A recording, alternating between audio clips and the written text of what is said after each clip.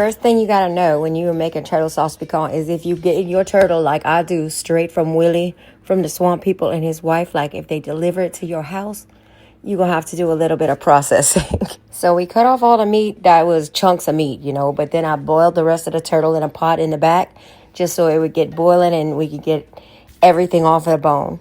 I seasoned my turtle with sweet heat for your meat. I got a lot of seasoning I love, y'all, but this one is near and dear to my heart.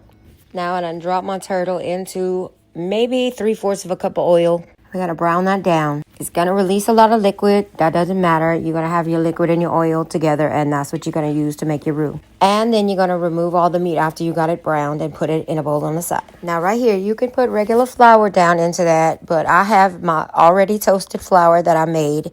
I made that in the oven. It makes it so easy. If you can see when I dropped it in, it's immediately a dark roux. I don't have to do nothing else. I don't have to stir it for 30 minutes. I messed up the video and missed my vegetable drop, y'all, but that's your trinity: onions, bell peppers, and celery. A little splash of water or some red wine if you need to deglaze the bottom of the pot. After you let the vegetables cook about 30 minutes, go ahead and add your garlic in and let it cook for another 3 or 4 minutes.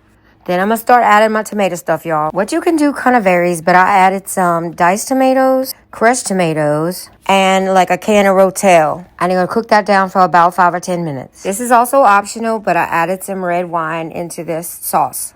I like the flavor that it brings out. Now I'm adding in 4 cups of beef broth, a tablespoon of Joni's Bayou Craze seasoning, a tablespoon of garlic powder, a tablespoon of onion powder, 2 tablespoons of sugar, and a tablespoon of parsley, and like a teaspoon of black pepper. Now you're going to add in all the turtle meat that I had already chopped and browned. Now we're going to add in a pound of smoked sausage. You can use whatever kind of smoked sausage that you want. Put the lid on it and check it every 20 minutes, but we're going to cook that down for about an hour and a half. Got the rest of our turtle boiling in the back, and we're going to pull that out and debone, get all the meat off of it that you can. But anyway, let that simmer and just check it like every 20 minutes to make sure it's not sticking to the bottom while you get all this turtle so you don't waste any of it.